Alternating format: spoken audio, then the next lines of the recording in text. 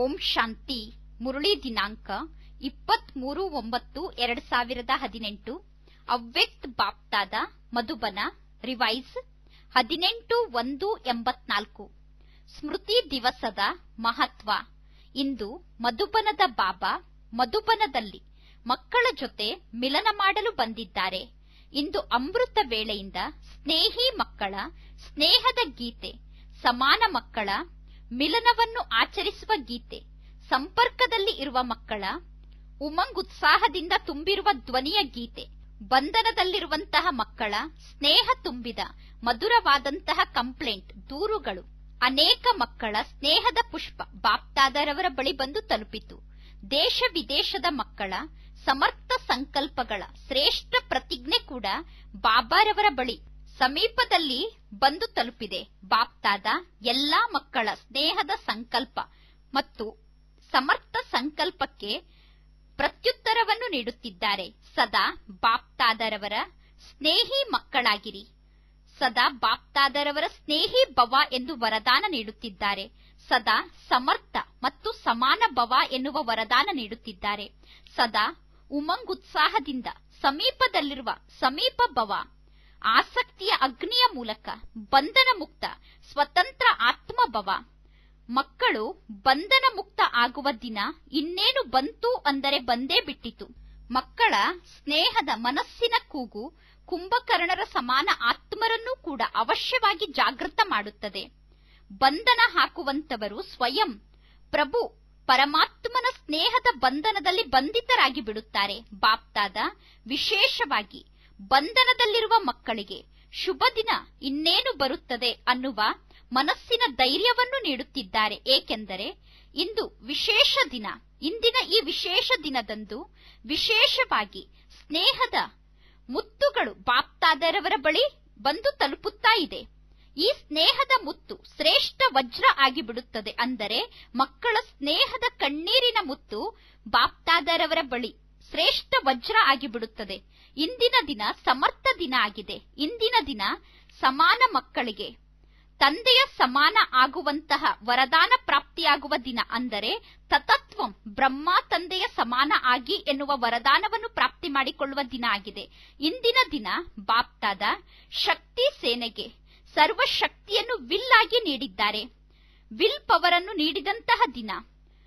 Will power ಕೊಡುತ್ತಾರೆ ತಾನೆ. ಇಂದಿನ ದಿನ ತಂದೆ ಸ್ವತಃ ಬೆನ್ನೆಲುಬಾಗಿ ಬ್ಯಾಕ್ ಬೋನ್ ಆಗಿ ಮಕ್ಕಳನ್ನು ವಿಶ್ವದ ಮೈದಾನದ ಮುಂದೆ ಮುಂದಿಡುವಂತಹ ದಿನ ಆಗಿದೆ. ತಂದೆ ಗುಪ್ತ ಆಗಿ ಮಕ್ಕಳನ್ನು ಪ್ರತ್ಯಕ್ಷ ಮಾಡುವ ದಿನ ಆಗಿದೆ. ಇಂದಿನ ದಿನ ಬ್ರಹ್ಮ ತಂದೆ ಕರ್ಮಾತೀತ ಸ್ಥಿತಿಯನ್ನು ತಲುಪಿದ ದಿನ ಆಗಿದೆ. ತೀವ್ರ ಗತಿಯಿಂದ ವಿಶ್ವ ಕಲ್ಯಾಣದ ಕಾರ್ಯವನ್ನು ಮಾಡಲು ಇಡೀ ವಿಶ್ವವನ್ನು ಸುತ್ತಾಡಿ ಕಾರ್ಯವನ್ನು ಆರಂಭ ಮಾಡಿದಂತಹ ದಿನ ಆಗಿದೆ. ಇಂದಿನ ದಿನ ಮಕ್ಕಳ ಚೆಹರೆ ಅನ್ನುವ ದರ್ಪಣದ ಮೂಲಕ ಬಾಪ್ತಾದ ಪ್ರಖ್ಯಾತ ಆಗುವ ದಿನ ಆಗಿದೆ. ಜಗತ್ತಿನಲ್ಲಿರುವ ಮಕ್ಕಳಿಗೆ ಜಗತ್ಪಿತಾ ತಂದೆಯ ಪರಿಚಯವನ್ನು ನೀಡುವ ದಿನ ಇಂದಿನ ದಿನ ಆಗಿದೆ. ಸರ್ವ ಮಕ್ಕಳೂ ಕೂಡ ನಿಮ್ಮ ಸ್ಥಿತಿ ಅಂದರೆ ಜ್ಞಾನದ ಸ್ತಂಭ, ಶಕ್ತಿಯ ಸ್ತಂಭ. ನಿಮ್ಮ ಸ್ಥಿತಿ ಜ್ಞಾನದ ಸ್ತಂಭದ ಸಮಾನ ಇರಬೇಕು, ಶಕ್ತಿಯ ಸ್ತಂಭದ ಸಮಾನ ಇರಬೇಕು. ಅಂದರೆ ಸ್ತಂಭದ ಸಮಾನ ಅಚಲ ಅಡೋಲ ಸ್ಥಿತಿಯನ್ನು ರೂಪಿಸಿಕೊಳ್ಳಲು ಪ್ರೇರಣೆಯನ್ನು ಪ್ರಾಪ್ತಿ ಮಾಡಿಕೊಳ್ಳುವ ದಿನ ಇಂದಿನ ದಿನ ಆಗಿದೆ. ಪ್ರತಿಯೊಂದು ಮಗು ತಂದೆಯ ನೆನಪಾರ್ಥ ಆದಂತಹ ಶಾಂತಿಯ ಸ್ತಂಭ ಆಗಿದ್ದೀರಾ. ಈಗ ಸ್ಥೂಲ ರೂಪದಲ್ಲಿ ನೀವು ಮಧುಬನದಲ್ಲಿ ಶಾಂತಿ ಸ್ತಂಭವನ್ನು ನಿರ್ಮಾಣ ಮಾಡಿದ್ದೀರಾ. ಆದರೆ ತಂದೆಯ ನೆನಪಿನಲ್ಲಿರುವ ನೆನಪಿನ ಸ್ತಂಭ ಚೈತನ್ಯದಲ್ಲಿ ನೀವು ಮಕ್ಕಳು ತಂದೆಗೆ ಆಗಿದ್ದೀರಾ. ಬಾಪ್ತಾದ ಎಲ್ಲಾ ಚೈತನ್ಯ ಸ್ತಂಭ ಆದಂತಹ ಮಕ್ಕಳ ಸುತ್ತ ಸುತ್ತಾಡುತ್ತಿದ್ದಾರೆ. ಅಂದರೆ ಮಕ್ಕಳ ಸುತ್ತ ಪರಿಕ್ರಮಣೆಯನ್ನು ಹಾಕುತ್ತಿದ್ದಾರೆ. ಹೇಗೆ ಇಂದು ಶಾಂತಿ ಸ್ತಂಭದ ಮುಂದೆ ಎಲ್ಲರೂ ನಿಂತುಕೊಳ್ಳುತ್ತೀರಾ. ಬಾಪ್ತಾದ ನೆನಪಿನಲ್ಲಿರುವ ಎಲ್ಲಾ ಮಕ್ಕಳ ಸ್ತಂಭದ ಮುಂದೆ ಹೋಗಿ ನಿಂತುಕೊಳ್ಳುತ್ತಾರೆ. ನೀವು ಇಂದಿನ ದಿನ ವಿಶೇಷವಾಗಿ ಬಾಬಾರವರ ರೂಮಿಗೆ ಹೋಗುತ್ತೀರಾ. ಬಾಪ್ತಾದ ಪ್ರತಿಯೊಂದು ಮಗುವಿನ ಮನಸ್ಸಿನ ರೂಮಿಗೆ ಹೋಗಿ ಮಗುವಿನ ಮನಸ್ಸಿನ ಮಾತನ್ನು ಕೇಳಿಸಿಕೊಳ್ಳುತ್ತಾರೆ. ಮನಸ್ಸಿನ ಮಾತನ್ನು ಮಗುವಿನ ಜೊತೆ ಆಡುತ್ತಾರೆ. ನೀವು ಕುಟೀರಕ್ಕೆ ಹೋಗುತ್ತೀರಾ. ಕುಟೀರ ಅಂದರೆ ಹೃದಯೇಶ್ವರ ತಂದೆ ಮತ್ತು ನೀವು ಹೃದಯೇಶ್ವರನ ಪ್ರೇಮಿಗಳು. ಹೃದಯೇಶ್ವರನ ಜೊತೆ ಮಿಲನ ಮಾಡುವ ನೆನಪಾರ್ಥ ಆಗಿದೆ. ಹೃದಯೇಶ್ವರನ ಪ್ರೇಮಿಗಳಾದ ಮಕ್ಕಳಾದ ನೀವು ಹೃದಯೇಶ್ವರ ತಂದೆಯ ಜೊತೆ ವಿಶೇಷವಾಗಿ ಮಿಲನ ಮಾಡುವಂತಹ ಸ್ಥಾನ ಕುಟೀರ ಆಗಿದೆ. ಅಂದ ಮೇಲೆ ಬಾಪ್ತಾದ ಎಲ್ಲ ಪ್ರೀತಿಯ ಮಕ್ಕಳ ಭಿನ್ನ ಭಿನ್ನ ವಾದ್ಯಗಳನ್ನು, ಸಂಗೀತವನ್ನು ಕೇಳುತ್ತಿದ್ದಾರೆ. ಕೆಲವು ಮಕ್ಕಳು ಸ್ನೇಹದ ವಾದ್ಯವನ್ನು ನುಡಿಸುತ್ತಿದ್ದರು, ಕೆಲವರು ಶಕ್ತಿಯ ವಾದ್ಯ, ಇನ್ನು ಕೆಲವರು ಆನಂದದ ನಾದವನ್ನು ನುಡಿಸುತ್ತಿದ್ದರು, ಕೆಲವರು ಪ್ರೇಮದ ನಾದವನ್ನು ನುಡಿಸುತ್ತಿದ್ದರು. ಭಿನ್ನ ಭಿನ್ನ ವಾದ್ಯವನ್ನು ತಂದೆ ಕೇಳುತ್ತಿದ್ದರು. ಬಾಪ್ತಾದ ಎಲ್ಲರ ಜೊತೆ ಜೊತೆಗೆ ನಾಲ್ಕೂ ಕಡೆ ಸುತ್ತಾಡುತ್ತಿರುತ್ತಾರೆ. ಇಂದಿನ ದಿನದ ವಿಶೇಷ ಮಹತ್ವವನ್ನು ಅರ್ಥ ಮಾಡಿಕೊಂಡಿದ್ದೀರಾ ತಾನೆ? ಇಂದಿನ ದಿನ ವಿಶೇಷವಾಗಿ ಕೇವಲ ಸ್ಮೃತಿ ಮಾಡುವಂತಹ ಸ್ಮೃತಿಯ ದಿನ ಅಷ್ಟೇ ಅಲ್ಲ, ಸ್ಮೃತಿ ದಿನದ ಜೊತೆಗೆ ಸಮರ್ಥರಾಗುವಂತಹ ದಿನ ಆಗಿದೆ. ಇಂದಿನ ದಿನ ವಿಯೋಗದ ದಿನ ಅಲ್ಲ, ವೈರಾಗ್ಯದ ದಿನ ಅಲ್ಲ, ಆದರೆ ಸೇವೆಯ ಜವಾಬ್ದಾರಿಯ ಕಿರೀಟಧಾರಿಗಳಾಗುವ ದಿನ, ಸಮರ್ಥ ಸ್ಮೃತಿಯ ತಿಲಕವನ್ನು ಹಚ್ಚಿಕೊಳ್ಳುವ ದಿನ, ಮುಂದೆ ಮಕ್ಕಳು ಹಿಂದೆ ತಂದೆ ಅನ್ನುವ ಸಂಕಲ್ಪವನ್ನು ಸಾಕಾರ ಮಾಡುವ ದಿನ. ಇಂದಿನ ದಿನ ಬ್ರಹ್ಮ ತಂದೆ ವಿಶೇಷವಾಗಿ ಡಬ್ಬಲ್ ವಿದೇಶಿ ಮಕ್ಕಳಿಗೆ ತಂದೆಯ ಸಂಕಲ್ಪ ಮತ್ತು ತಂದೆಯ ಆಹ್ವಾನವನ್ನು ಸಾಕಾರ ರೂಪವನ್ನು ನೀಡಿರುವಂತಹ ಸ್ನೇಹಿ ಮಕ್ಕಳನ್ನು ನೋಡಿ ಬಾಪ್ತಾದ ಹರ್ಷಿತರಾಗುತ್ತಿದ್ದಾರೆ. ಹೇಗೆ ಸ್ನೇಹದ ಮೂಲಕ ತಂದೆಯ ಸಮೀಪಕ್ಕೆ ಬಂದು ತಲುಪಿದ್ದೀರಾ? ಬ್ರಹ್ಮ ತಂದೆಯ ಆಹ್ವಾನದ ಪ್ರತ್ಯಕ್ಷ ಫಲಸ್ವರೂಪ ಆಗಿ ಬಂದಿದ್ದೀರಾ. ಈ ರೀತಿ ಸರ್ವಶಕ್ತಿಗಳ ರಸ ತುಂಬಿರುವಂತಹ ಶ್ರೇಷ್ಠ ಫಲಗಳನ್ನು ನೋಡಿ ಬ್ರಹ್ಮ ತಂದೆ ಮಕ್ಕಳಿಗೆ ವಿಶೇಷವಾಗಿ ಶುಭಾಶಯವನ್ನು ನೀಡುತ್ತಿದ್ದಾರೆ ಮತ್ತು ವರದಾನವನ್ನು ನೀಡುತ್ತಿದ್ದಾರೆ. ಸದಾ ಸಹಜ ವಿಧಿಯ ಮೂಲಕ ವೃದ್ಧಿಯನ್ನು ಪ್ರಾಪ್ತಿ ಮಾಡಿಕೊಳ್ಳಿ. ಹೇಗೆ ಮಕ್ಕಳ ಪ್ರತಿಯೊಂದು ಹೆಜ್ಜೆಯಲ್ಲೂ ತಂದೆಯ ಚಮತ್ಕಾರ ಇದೆ, ಅಂದ ಮೇಲೆ ಇದೇ ಗೀತೆಯನ್ನು ಗಾಯನ ಮಾಡುತ್ತಿರಬೇಕು. ಹಾಗೆ ನೋಡಿದರೆ ಬಾಪ್ತಾದ ಕೂಡ ಹೇಳುತ್ತಾರೆ ಮಕ್ಕಳ ಚಮತ್ಕಾರ ಆಗಿದೆ ಎಂದು. ದೂರ ದೇಶದಲ್ಲಿರುವ ಮಕ್ಕಳು, ಅನ್ಯ ಧರ್ಮದಲ್ಲಿ ಇದ್ದಂತಹ ಮಕ್ಕಳು ಎಷ್ಟು ತಂದೆಯ ಸಮೀಪಕ್ಕೆ ಬಂದಿದ್ದೀರಾ ಅಂದ ಮೇಲೆ ಮಕ್ಕಳ ಚಮತ್ಕಾರ ಆಗಿದೆ. ಆದರೆ ಸಮೀಪದಲ್ಲಿರುವಂತಹ ಅಬುವಿನ ನಿವಾಸಿಗಳು ತಂದೆಯಿಂದ ದೂರ ಆಗಿದ್ದಾರೆ. ಸಾಗರದ ದಡದಲ್ಲಿ ಇರುವಂತವರು ಇನ್ನೂ ಬಾಯಾರಿದ್ದಾರೆ. ಆದರೆ ಡಬ್ಬಲ್ ವಿದೇಶಿ ಮಕ್ಕಳು ಅನ್ಯರ ಬಾಯಾರಿಕೆಯನ್ನು ನೀಗಿಸುವಂತಹ ಜ್ಞಾನ ಗಂಗೆಯರಾಗಿದ್ದೀರಾ ಅಂದ ಮೇಲೆ ಮಕ್ಕಳ ಚಮತ್ಕಾರ ತಾನೆ. ಅದಕ್ಕೋಸ್ಕರ ಇಂತಹ ಭಾಗ್ಯಶಾಲಿ ಮಕ್ಕಳನ್ನು ನೋಡಿ ಬಾಪ್ತಾದ ಬಹಳಷ್ಟು ಖುಷಿ ಪಡುತ್ತಾರೆ. ನಿಮ್ಮೆಲ್ಲರಿಗೂ ಕೂಡ ಡಬ್ಬಲ್ ಖುಷಿ ಇದೆ ತಾನೆ, ನಿಮಗೂ ಡಬ್ಬಲ್ ಖುಷಿ ಆಗುತ್ತಿದೆ ತಾನೆ ಎಂದು ತಂದೆ ಕೇಳುತ್ತಾರೆ. ಒಳ್ಳೆಯದು. ಈ ರೀತಿ ಸದಾ ಸಮಾನ ಆಗುವಂತಹ ಶ್ರೇಷ್ಠ ಸಂಕಲ್ಪ ಉಳ್ಳಂತಹ ಸರ್ವಶಕ್ತಿಗಳ ವಿಲ್ನ ಮೂಲಕ ವಿಲ್ ಪವರ್ ಅನ್ನು ಪ್ರಾಪ್ತಿ ಮಾಡಿಕೊಳ್ಳುವಂತಹ ಸದಾ ಹೃದಯೇಶ್ವರ ತಂದೆಯ ಹೃದಯಕ್ಕೆ ಸಮೀಪ ಇರುವಂತಹ ಹೃದಯಕ್ಕೆ ಪ್ರಿಯ ಆದಂತಹ ಮಕ್ಕಳಾಗಿ ಭಿನ್ನ ಭಿನ್ನ ವಾದ್ಯಗಳನ್ನು ಕೇಳುವಂತವರು ಮತ್ತು ಹೇಳುವಂತವರಾಗಿ ಸದಾ ಸ್ತಂಭದ ಸಮಾನ ಅಚಲ ಅಡೋಲರಾಗಿರುವಂತವರು, ಸದಾ ಸಹಜ ವಿಧಿಯ ಮೂಲಕ ವೃದ್ಧಿಯನ್ನು ಪ್ರಾಪ್ತಿ ಮಾಡಿಕೊಂಡು ವೃದ್ಧಿಯನ್ನು ಹೊಂದುವಂತವರು, ಸದಾ ಮಧುರ ಮಿಲನವನ್ನು ಮಾಡುವಂತವರು, ದೇಶ ವಿದೇಶದ ಸರ್ವ ಪ್ರಕಾರದ ವಿಭಿನ್ನ ಮಕ್ಕಳಿಗೆ ಪುಷ್ಪದ ಮಳೆಯನ್ನು ಸುರಿಸುತ್ತಾ ಬಾಪ್ತಾದ ನೆನಪು, ಪ್ರೀತಿ ಮತ್ತು ನಮಸ್ತೆಯನ್ನು ತಿಳಿಸುತ್ತಿದ್ದಾರೆ. ಬಾಪ್ತಾದರವರಿಗೆ ಮಕ್ಕಳ ನೆನಪು, ಪ್ರೀತಿ ಹಾಗೂ ನಮಸ್ತೆ ನಮಸ್ತೆ ನಮಸ್ತೆ. ಇಂದು ಎಲ್ಲಾ ಸ್ನೇಹಿ ವಿಶೇಷ ಸೇವಾದಾರಿ ಮಕ್ಕಳನ್ನು ತಂದೆ ವತನಕ್ಕೆ ಕರೆಸಿಕೊಂಡಿದ್ದರು. ಜಗದಂಬೆಯನ್ನೂ ಕೂಡ ವತನಕ್ಕೆ ಕರೆಸಿಕೊಂಡಿದ್ದರು, ದೀದಿಯನ್ನು ಕರೆಸಿಕೊಂಡಿದ್ದರು, ವಿಶ್ವಕಿಶೋರ್ ದಾದಾರವರನ್ನೂ ಕೂಡ ವತನಕ್ಕೆ ಕರೆಸಿಕೊಂಡಿದ್ದರು. ಯಾರೆಲ್ಲ ಅನನ್ಯ ಮಕ್ಕಳು ಸೇವೆಗೋಸ್ಕರ ಹೋಗಿದ್ದಾರೋ ಅವರೆಲ್ಲರನ್ನೂ ಕೂಡ ವತನಕ್ಕೆ ಬಾಬಾ ಆಹ್ವಾನ ಮಾಡಿದ್ದರು. ವಿಶೇಷ ಸ್ಮೃತಿ ದಿನವನ್ನು ಆಚರಣೆ ಮಾಡುವುದಕ್ಕೋಸ್ಕರ ಎಲ್ಲ ಅನನ್ಯ ಡಬ್ಬಲ್ ಸೇವೆಗೆ ನಿಮಿತ್ತ ಆದಂತಹ ಮಕ್ಕಳು, ಸಂಗಮ ಯುಗದ ಈಶ್ವರ್ಯ ಸೇವೆಯ ಜೊತೆಗಾರ ಆದಂತಹ ಮಕ್ಕಳು ಮತ್ತು ಭವಿಷ್ಯದ ರಾಜ್ಯವನ್ನು ಪ್ರಾಪ್ತಿ ಮಾಡಿಸುವ ಸೇವೆಗೆ ಜೊತೆಗಾರರಾದಂತಹ ಮಕ್ಕಳು ಎಲ್ಲರನ್ನೂ ಕೂಡ ತಂದೆ ವತನದಲ್ಲಿ ಆಹ್ವಾನ ಮಾಡಿದ್ದರು. ಅಂದ ಮೇಲೆ ಡಬ್ಬಲ್ ಸೇವಾದಾರಿ ಆಗಿದ್ದೀರಾ ತಾನೆ. ಇಂತಹ ಡಬ್ಬಲ್ ಸೇವಾದಾರಿ ಮಕ್ಕಳು ವಿಶೇಷ ರೂಪದಲ್ಲಿ ಮಧುಬನಕ್ಕೆ ಬಂದಂತಹ ಸಹಯೋಗಿ ಸ್ನೇಹಿ ಆತ್ಮರನ್ನು ನೋಡಿ ಅವರಿಗೆ ನೆನಪು, ಪ್ರೀತಿಯನ್ನು ತಿಳಿಸಿದರು. ಇಂದು ಬಾಪ್ತಾದ ಅಡ್ವಾನ್ಸ್ ಪಾರ್ಟಿಯವರ ವಿಶೇಷ ನೆನಪು, ಪ್ರೀತಿಯ ಸಂದೇಶವನ್ನು ನಿಮಗೆ ತಿಳಿಸುತ್ತಿದ್ದಾರೆ. ತಿಳಿಯಿತೆ? ಕೆಲವರು ಕೆಲವರನ್ನು ನೆನಪು ಮಾಡುತ್ತಿದ್ದೀರಾ, ಕೆಲವರು ಕೆಲವರನ್ನು ನೆನಪು ಮಾಡುತ್ತಿದ್ದೀರಾ. ತಂದೆಯ ಜೊತೆ ಜೊತೆಗೆ ಸೇವೆಗೋಸ್ಕರ ಜೊತೆಗಾರರಾದಂತಹ ಅಡ್ವಾನ್ಸ್ ಪಾರ್ಟಿ ಪುರುಷಾರ್ಥಿ ಮಕ್ಕಳು ಯಾರನ್ನು ನೀವು ಸಂಕಲ್ಪದ ಮೂಲಕ ನೆನಪು ಮಾಡಿಕೊಂಡಿದ್ದೀರೋ ಎಲ್ಲರ ನೆನಪಿನ ರಿಟರ್ನ್ ಆಗಿ ಎಲ್ಲಾ ಅಡ್ವಾನ್ಸ್ ಪಾರ್ಟಿಯ ಆತ್ಮರು ನಿಮಗೆ ನೆನಪು, ಪ್ರೀತಿಯನ್ನು ನೀಡಿದ್ದಾರೆ. ಪುಷ್ಪ ಶಾಂತ ದಾದಿ ಕೂಡ ಸ್ನೇಹದಿಂದ ನೆನಪನ್ನು ಮಾಡುತ್ತಿದ್ದರು. ಈ ರೀತಿ ಎಷ್ಟು ಮಕ್ಕಳ ಹೆಸರನ್ನು ಹೇಳುವುದು? ಎಲ್ಲರ ವಿಶೇಷ ಪಾರ್ಟಿ ವತನದಲ್ಲಿ ಇತ್ತು. ಡಬ್ಬಲ್ ವಿದೇಶಗಳಿಗೋಸ್ಕರ ವಿಶೇಷವಾಗಿ ದೀದಿ ನೆನಪನ್ನು ತಿಳಿಸಿದ್ದಾರೆ. ಇಂದು ದೀದಿಯನ್ನು ಬಹಳಷ್ಟು ಮಕ್ಕಳು ವಿಶೇಷವಾಗಿ ನೆನಪು ಮಾಡಿಕೊಂಡಿದ್ದೀರಾ. ಏಕೆಂದರೆ ಡಬ್ಬಲ್ ವಿದೇಶಿಗಳು ದೀದಿಯನ್ನು ಮಾತ್ರ ನೋಡಿದ್ದಾರೆ, ಜಗದಂಬೆಯನ್ನೂ ನೋಡಿಲ್ಲ, ವಿಶ್ವಕಿಶೋರ್ ದಾದಾರವರನ್ನು ನೋಡಿಲ್ಲ, ಬಾವು ಅವರನ್ನು ನೋಡಿಲ್ಲ. ಅಂದ ಮೇಲೆ ದೀದಿ ಅವರ ನೆನಪು ವಿಶೇಷವಾಗಿ ಡಬ್ಬಲ್ ವಿದೇಶಿಗಳಿಗೆ ಬಂತು. ಲಾಸ್ಟ್ ಟೈಮ್ ನಲ್ಲಿ ದೀದಿ ನಿಸ್ಸಂಕಲ್ಪ ಸ್ಥಿತಿಯಿಂದ ಮೇಲೆ ಹೋದರು, ನಿರ್ಮೋಹಿಯಾಗಿ ಮೇಲೆ ಹೋದರು. ಅವರಿಗೆ ಮಕ್ಕಳ ನೆನಪು ಬರುತ್ತದೆ, ಆದರೆ ಆಕರ್ಷಣೆ ಮಾಡುವಂತಹ ಮೋಹದ ನೆನಪಲ್ಲ. ಏಕೆಂದರೆ ದೀದಿ ಸ್ವತಂತ್ರ ಆತ್ಮ ಆಗಿದ್ದಾರೆ. ಮಕ್ಕಳ ಪ್ರೀತಿಯ ಕಾರಣ ಮಕ್ಕಳ ನೆನಪು ಅವರಿಗೆ ಬರುತ್ತದೆ. ವಿಶೇಷವಾಗಿ ಸಂಘಟನೆ ಶಕ್ತಿಶಾಲಿ ಆಗುತ್ತಾ ಇದೆ. ಎಲ್ಲಾ ಆತ್ಮರು ನಾಮಿಗ್ರಾಮಿಗಳಾಗಿದ್ದೀರಾ, ಹೆಸರುವಾಸಿ ಆತ್ಮರೇ ಇದ್ದೀರಾ, ಒಳ್ಳೆಯದು. ಕೆಲವು ಡಬ್ಬಲ್ ವಿದೇಶಿ ಸೋದರ ಸೋದರಿಯರು ಸೇವೆಗೋಸ್ಕರ ಹೋಗುತ್ತಿದ್ದಾರೆ. ಅವರು ಬಾಪ್ತಾದರವರಿಂದ ಬೀಳ್ಕೊಡುಗೆಯನ್ನು ಪಡೆದುಕೊಳ್ಳುತ್ತಿದ್ದಾರೆ. ಎಲ್ಲಾ ಮಕ್ಕಳಿಗೂ ಬಾಪ್ತಾದ ಇದೇ ಮಾತನ್ನು ಹೇಳುತ್ತಾರೆ, ನೀವು ಹೋಗುತ್ತಿಲ್ಲ, ಆದರೆ ಪುನಃ ಬರುವುದಕ್ಕೋಸ್ಕರ ಹೋಗುತ್ತಿದ್ದೀರಾ. ತಂದೆಯ ಮುಂದೆ ಸೇವೆಯನ್ನು ಮಾಡಿ ಹೂಗುಚ್ಛವನ್ನು ತರುವುದಕ್ಕೋಸ್ಕರ ಹೋಗುತ್ತಿದ್ದೀರಾ. ನಿಮ್ಮ ಮನೆಗೆ ಹೋಗುತ್ತಿಲ್ಲ, ಸೇವೆ ಮಾಡಲು ಹೋಗುತ್ತಿದ್ದೀರಾ. ಮನೆಗೆ ಹೋಗುತ್ತಿಲ್ಲ, ಸೇವಾ ಸ್ಥಾನಕ್ಕೆ ಹೋಗುತ್ತಿದ್ದೀರಾ. ಸದಾ ಇದೇ ನೆನಪಿರಬೇಕು, ದಯಾಹೃದಯಿ ತಂದೆಯ ಮಕ್ಕಳಾಗಿದ್ದೀರಾ. ದುಃಖಿ ಆತ್ಮರ ಕಲ್ಯಾಣವನ್ನು ಮಾಡಿ. ಸೇವೆ ಇಲ್ಲ ಅಂದರೆ ನಿಮಗೆ ನೆಮ್ಮದಿ ಇರಲು ಸಾಧ್ಯ ಇಲ್ಲ. ಸ್ವಪ್ನದಲ್ಲೂ ಸೇವೆಯೇ ನೆನಪಿಗೆ ಬರುತ್ತದೆ. ಕಣ್ಣು ತೆಗೆದ ತಕ್ಷಣ ಬಾಬಾರವರ ಜೊತೆ ಮಿಲನ ಮಾಡುತ್ತೀರಾ. ನಂತರ ಇಡೀ ದಿನ ತಂದೆ ಮತ್ತು ಸೇವೆ ಮಾತ್ರ ನೆನಪಿಗಿರುತ್ತದೆ. ನೋಡಿ, ಬಾಪ್ತಾದರವರಿಗೆ ಎಷ್ಟೊಂದು ಹೆಮ್ಮೆ ಇದೆ. ಒಂದೊಂದು ಮಗು ಸೇವಾದಾರಿ ಮಗು ಅಷ್ಟೇ ಅಲ್ಲ, ಎಲ್ಲಾ ಮಕ್ಕಳು ಸೇವಾದಾರಿಗಳು. ಅಂದರೆ ತಂದೆಗೆ ಕೇವಲ ಒಬ್ಬರು ಸೇವಾದಾರಿ ಮಕ್ಕಳಿಲ್ಲ, ಇಷ್ಟೆಲ್ಲ ಮಕ್ಕಳು ಸೇವಾದಾರಿಗಳಾಗಿದ್ದೀರಾ. ಒಬ್ಬೊಬ್ಬರೂ ಕೂಡ ವಿಶ್ವ ಕಲ್ಯಾಣಕಾರಿ ಮಗು ಆಗಿದ್ದೀರಾ. ಈಗ ನೋಡುತ್ತೇನೆ ಯಾರು ದೊಡ್ಡ ಹೂಗುಚ್ಛವನ್ನು ತರುತ್ತೀರಾ ಎಂದು. ಯಾರೆಲ್ಲ ಹೋಗುತ್ತಿದ್ದೀರೋ ಪುನಃ ಬರುತ್ತೀರಾ. ಅಂದ ಮೇಲೆ ಜಾಸ್ತಿ ಸ್ನೇಹ ಯಾರಿಗಿದೆ? ತಂದೆಗಿದೆಯೋ ನಿಮಗಿದೆಯೋ? ಒಂದು ವೇಳೆ ಮಕ್ಕಳಿಗೆ ಜಾಸ್ತಿ ಸ್ನೇಹ ಇತ್ತು ಅಂದರೆ ಮಕ್ಕಳು ಸುರಕ್ಷಿತ ಆಗಿರುತ್ತೀರಾ. ಮಹಾದಾನಿ, ವರದಾನಿ, ಸಂಪನ್ನ ಆತ್ಮರಾಗಿ ಹೋಗುತ್ತಿದ್ದೀರಾ.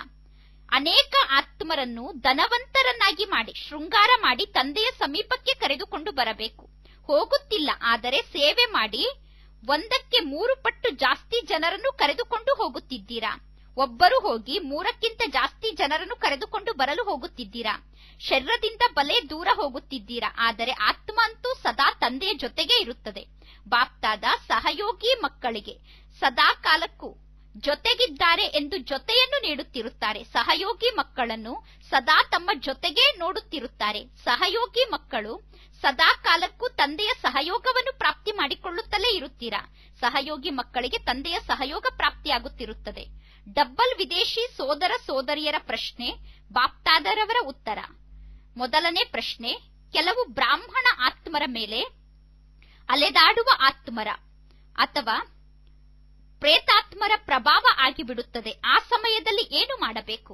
ಉತ್ತರ, ಅದಕ್ಕೋಸ್ಕರ ಸೇವಾ ಕೇಂದ್ರದ ವಾತಾವರಣ ಬಹಳಷ್ಟು ಶಕ್ತಿಶಾಲಿಯಾಗಿರಬೇಕು. ಸದಾ ಕಾಲಕ್ಕೂ ವಾತಾವರಣವನ್ನು ಶಕ್ತಿಶಾಲಿ ಮಾಡಿ.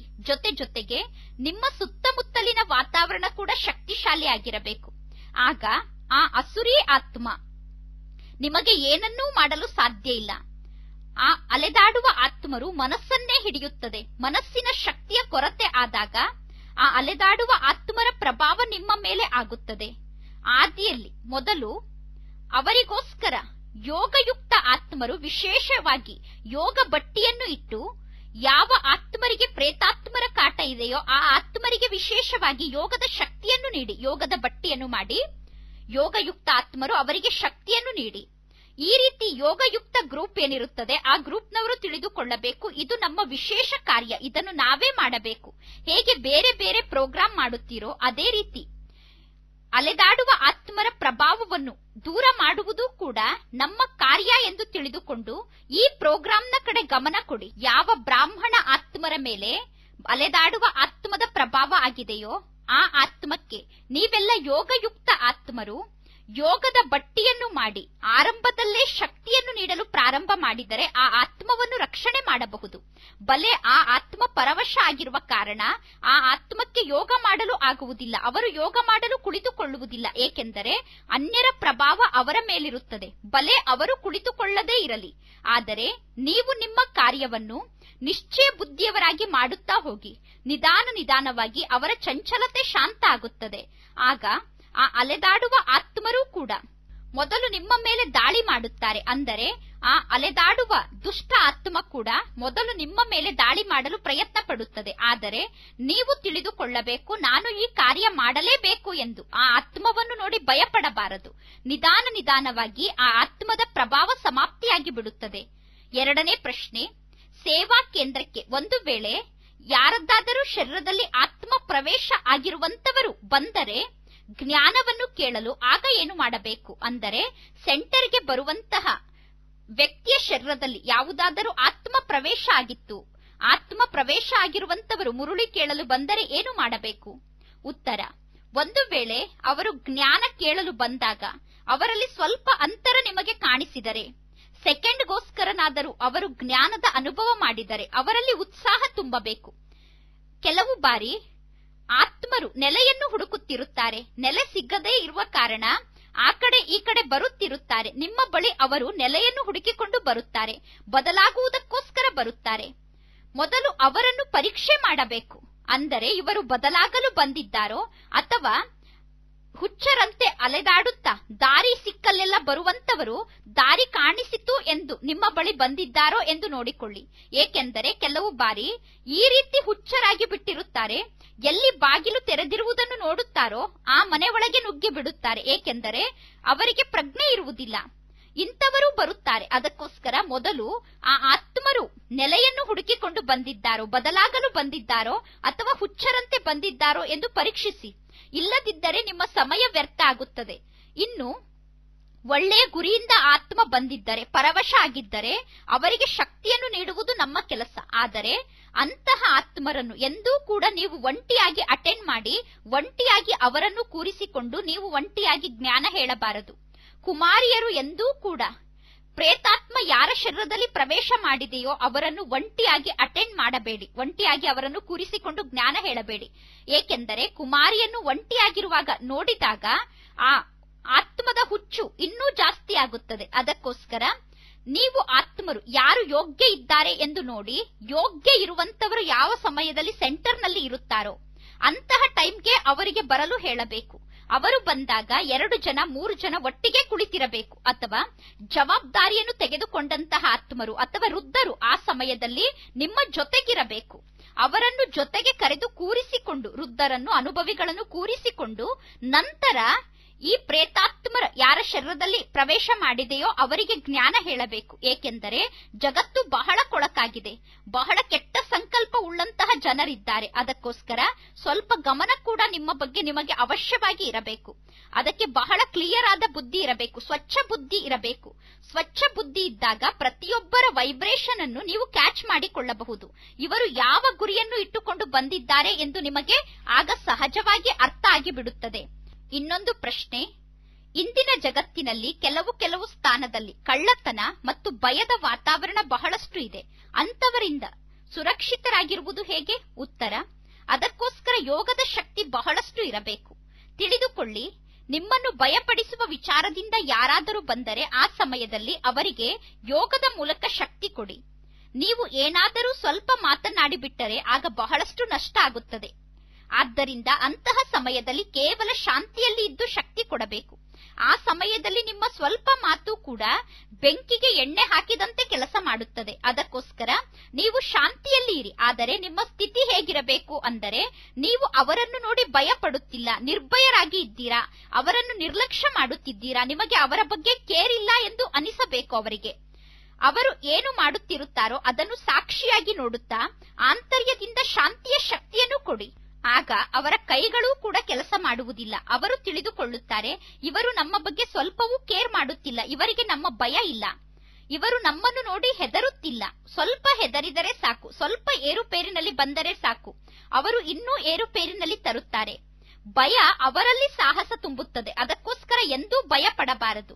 ಅಂತಹ ಸಮಯದಲ್ಲಿ ಸಾಕ್ಷಿ ದೃಷ್ಟಿಯ ಸ್ಥಿತಿಯನ್ನು ಉಪಯೋಗ ಮಾಡಬೇಕು. ಈ ಅಭ್ಯಾಸವನ್ನು ಮಾಡಬೇಕು. ಸಾಕ್ಷಿ ದೃಷ್ಟಿಯ ಸ್ಥಿತಿಯಲ್ಲಿರುವ ಅಭ್ಯಾಸ ಮಾಡಬೇಕು. ಅಂತಹ ಟೈಮ್ನಲ್ಲಿ ಸಾಕ್ಷಿಯಾಗಿದ್ದು ನಿರ್ಭಯರಾಗಿರಬೇಕು. ಇನ್ನೊಂದು ಪ್ರಶ್ನೆ, ತಂದೆಯ ಮೂಲಕ ಆಶೀರ್ವಾದ ಪ್ರಾಪ್ತಿಯಾಗುತ್ತದೆ, ಅದನ್ನು ತಪ್ಪು ರೀತಿಯಲ್ಲಿ ಪ್ರಯೋಗ ಮಾಡುವುದು ಅಂದರೆ ಏನು? ಪರಮಾತ್ಮನ ಆಶೀರ್ವಾದವನ್ನು ತಪ್ಪು ರೂಪದಲ್ಲಿ ಉಪಯೋಗ ಮಾಡುವುದು ಅಂದರೆ ಏನು? ಕೆಲವೊಮ್ಮೆ ಬಾಪ್ತಾದ ಸೇವಾದಾರಿ ಅನನ್ಯ ಮಕ್ಕಳಿಗೆ ಅನೇಕ ವಿಶೇಷ ಬಿರುದುಗಳನ್ನು ಕೊಡುತ್ತಾರೆ. ಆದರೆ ಮಕ್ಕಳು ಆ ವಿಶೇಷ ಬಿರುದನ್ನು ಮಿಸ್ಯೂಸ್ ಮಾಡಿಕೊಳ್ಳುತ್ತಾರೆ, ತಪ್ಪು ರೀತಿಯಲ್ಲಿ ಉಪಯೋಗ ಮಾಡಿಕೊಳ್ಳುತ್ತಾರೆ. ತಿಳಿದುಕೊಳ್ಳುತ್ತಾರೆ, ನಾನೀಗ ಇಷ್ಟು ಶ್ರೇಷ್ಠ ಆತ್ಮನಾಗಿದ್ದೇನೆ, ನಾನಿರುವುದೇ ಇಷ್ಟು ಶ್ರೇಷ್ಠ ಎಂದು ತಿಳಿದುಕೊಂಡು ಮುಂದೆ ಪುರುಷಾರ್ಥ ಮಾಡುವುದನ್ನೇ ಬಿಟ್ಟು ಬಿಡುತ್ತಾರೆ. ಅವರಿಗೆ ಹೇಳಲಾಗುತ್ತದೆ, ತಂದೆಯ ಆಶೀರ್ವಾದವನ್ನು ಮಿಸ್ಯೂಸ್ ಮಾಡುವವರು ಅಂದರೆ ತಪ್ಪು ಪ್ರಯೋಗ ಮಾಡುವವರು ಎಂದು. ಬಾಪ್ತಾದ ಏನು ವರದಾನವನ್ನು ಕೊಡುತ್ತಾರೋ ಆ ವರದಾನವನ್ನು ಸ್ವಯಂನ ಪ್ರತಿ ಮತ್ತು ಸೇವೆಯ ಪ್ರತಿ ತೊಡಗಿಸಬೇಕು. ಆದರೆ ಸರಿಯಾದ ರೂಪದಲ್ಲಿ ಉಪಯೋಗ ಮಾಡಬೇಕು. ಸರಿಯಾದ ರೂಪದಲ್ಲಿ ಉಪಯೋಗ ಮಾಡುವ ಬದಲು ಹುಡುಗಾಟಿಕೆಯಲ್ಲಿ ಬಂದರೆ ಅದನ್ನು ನಾವು ತಪ್ಪು ರೀತಿಯಲ್ಲಿ ಉಪಯೋಗ ಮಾಡಿದಂತೆ ಆಗುತ್ತದೆ. ಆಗ ಆಶೀರ್ವಾದ ಕಾರ್ಯ ಮಾಡುವುದಿಲ್ಲ. ಇನ್ನೊಂದು ಪ್ರಶ್ನೆ, ಬೈಬಲ್ನಲ್ಲಿ ತೋರಿಸುತ್ತಾರೆ ಅಂತಿಮ ಸಮಯದಲ್ಲಿ ಆಂಟಿ ಕ್ರಿಶ್ಚಿಯನ್ ರೂಪವನ್ನು ತೆಗೆದುಕೊಳ್ಳುತ್ತಾರೆ ಎಂದು. ಅದರ ರಹಸ್ಯ ಏನು? ಅಂದರೆ ಅಂತ್ಯದಲ್ಲಿ ಕ್ರಿಶ್ಚಿಯನ್ ಧರ್ಮದವರೇ ಕ್ರಿಶ್ಚಿಯನ್ ಧರ್ಮಕ್ಕೆ ವಿರುದ್ಧ ಆಗುತ್ತಾರೆ ಎಂದು ಹೇಳುತ್ತಾರೆ. ಅದರ ರಹಸ್ಯ ಏನಾಗಿದೆ? ಉತ್ತರ, ಆಂಟಿ ಕ್ರೈಸ್ಟ್ ಎಂದರೆ ಅರ್ಥ ಆಗಿದೆ ಧರ್ಮದ ಪ್ರಭಾವವನ್ನು ಕಡಿಮೆ ಮಾಡುವಂತವರು. ಅಂದರೆ ಕ್ರಿಶ್ಚಿಯನ್ ಧರ್ಮದವರೇ ಆಗಿ ಕ್ರಿಶ್ಚಿಯನ್ ಧರ್ಮದ ಪ್ರಭಾವವನ್ನು ಕಡಿಮೆ ಮಾಡುತ್ತಾರೆ. ಇಂದು ನೋಡಿ, ಕ್ರಿಶ್ಚಿಯನ್ ಧರ್ಮದ ಆತ್ಮರು ಕ್ರಿಶ್ಚಿಯನ್ ಧರ್ಮಕ್ಕೆ ಕಡಿಮೆ ಬೆಲೆಯನ್ನು ಕೊಡುತ್ತಾರೆ. ಏಕೆಂದರೆ ಆ ಧರ್ಮದವರೇ ತಮ್ಮ ಧರ್ಮದ ಬೆಲೆಯನ್ನು ಕಡಿಮೆ ಮಾಡುತ್ತಿದ್ದಾರೆ. ಆ ಧರ್ಮದವರೇ ತಮ್ಮ ಧರ್ಮವನ್ನು ಶಕ್ತಿಶಾಲಿ ಎಂದು ತಿಳಿದುಕೊಂಡಿಲ್ಲ. ಅವರು ತಮಗಿಂತ ಅನ್ಯರು ಜಾಸ್ತಿ ಶಕ್ತಿಶಾಲಿ ಎಂದು ತಿಳಿದುಕೊಂಡಿದ್ದಾರೆ. ಅವರು ಕ್ರಿಶ್ಚಿಯನ್ ಧರ್ಮದ ವಿರೋಧಿಗಳು, ಆಂಟಿ ಕ್ರೈಸ್ಟ್ ಆಗಿದ್ದಾರೆ. ಇಂದಿನ ಜಗತ್ತಿನಲ್ಲಿ ಕೆಲವು ಫಾದರ್ಗಳು ಕೂಡ ಬ್ರಹ್ಮಚರ್ಯದ ಮಹತ್ವವನ್ನು ಅರ್ಥ ಮಾಡಿಕೊಂಡಿಲ್ಲ. ಅವರು ಗೃಹಸ್ಥಿಯನ್ನಾಗಿ ಮಾಡಲು ಪ್ರೇರಣೆಯನ್ನು ನೀಡುತ್ತಾರೆ. ಅಂದರೆ ಪವಿತ್ರರನ್ನು ಕೂಡ ಅಪವಿತ್ರರನ್ನಾಗಿ ಮಾಡಲು ಪ್ರಾರಂಭ ಮಾಡಿಬಿಟ್ಟಿದ್ದಾರೆ. ಅಂದರೆ ತಮ್ಮ ಧರ್ಮದವರೇ ತಮ್ಮ ಧರ್ಮದ ವಿರೋಧಿಗಳಾಗುತ್ತಿದ್ದಾರೆ. ಅಂದರೆ ಕ್ರಿಶ್ಚಿಯನ್ ಧರ್ಮದವರೇ ಕ್ರಿಶ್ಚಿಯನ್ ಧರ್ಮಕ್ಕೆ ವಿರೋಧವಾದ ಕೆಲಸವನ್ನು ಮಾಡುತ್ತಿದ್ದಾರೆ. ಒಳ್ಳೆಯದು. ಇಂದಿನ ವರದಾನ, ತಂದೆಗೆ ರೈಟ್ ಹ್ಯಾಂಡ್ ಆಗಿ ಪ್ರತಿ ಕಾರ್ಯದಲ್ಲೂ ಸದಾ ಎವರ್ ರೆಡಿ ಆಗಿರುವಂತಹ ಮಾಸ್ಟರ್ ಭಾಗ್ಯ ವಿಧಾತ ಆಗಿ. ಯಾರೆಲ್ಲ ಮಕ್ಕಳು ತಂದೆಗೆ ರೈಟ್ ಹ್ಯಾಂಡ್ ಆಗಿ ತಂದೆಯ ಪ್ರತಿ ಕಾರ್ಯದಲ್ಲೂ ಸದಾ ಸಹಯೋಗಿ ಮತ್ತು ಸದಾ ಎವರ್ ರೆಡಿ ಆಗಿರುತ್ತಾರೆ, ಆಜ್ಞಾಕಾರಿಗಳಾಗಿ ಸದಾ ತಂದೆಗೆ ಹೇಳುತ್ತಾರೆ, ಬಾಬಾ ನಾವು ಎಲ್ಲಾ ಕಾರ್ಯಕ್ಕೋಸ್ಕರ ತಯಾರಾಗಿದ್ದೇವೆ ಎಂದು. ತಂದೆ ಇಂತಹ ಸಹಯೋಗಿ ಮಕ್ಕಳನ್ನು ನೋಡಿ ಸದಾ ನನ್ನ ದೊಡ್ಡ ಮಕ್ಕಳು, ಸುಪುತ್ರ ಮಕ್ಕಳು, ಪ್ರೀತಿಯ ಮಕ್ಕಳು, ವಿಶ್ವದ ಶೃಂಗಾರ ಆದಂತಹ ಮಕ್ಕಳು ಎಂದು ಹೇಳಿ ಮಾಸ್ಟರ್ ವರದಾತ ಮತ್ತು ಭಾಗ್ಯ ವಿಧಾತ ಆಗಿರಿ ಎನ್ನುವ ವರದಾನವನ್ನು ನೀಡುತ್ತಾರೆ. ಇಂತಹ ಮಕ್ಕಳು ಪ್ರವೃತ್ತಿಯಲ್ಲಿದ್ದರೂ ಕೂಡ ಪ್ರವೃತ್ತಿಯ ವೃತ್ತಿಯಿಂದ ದೂರ ಆಗಿರುತ್ತಾರೆ. ವ್ಯವಹಾರ ಮಾಡುತ್ತಿದ್ದರೂ ಕೂಡ ಅಲೌಕಿಕ ವ್ಯವಹಾರದ ಕಡೆ ಸದಾ ಗಮನವನ್ನು ನೀಡುತ್ತಿರುತ್ತಾರೆ. ಶ್ಲೋಗನ್, ಪ್ರತಿಯೊಂದು ಮಾತು ಮತ್ತು ಕರ್ಮದಲ್ಲಿ ಸತ್ಯತೆ ಮತ್ತು ಸ್ವಚ್ಛತೆ ಇರಬೇಕು. ಆಗ ಪ್ರಭುವಿಗೆ ಪ್ರಿಯ ಆದಂತಹ ರತ್ನ ಆಗಿಬಿಡುತ್ತೀರಾ. ಒಳ್ಳೆಯದು. ಓಂ ಶಾಂತಿ.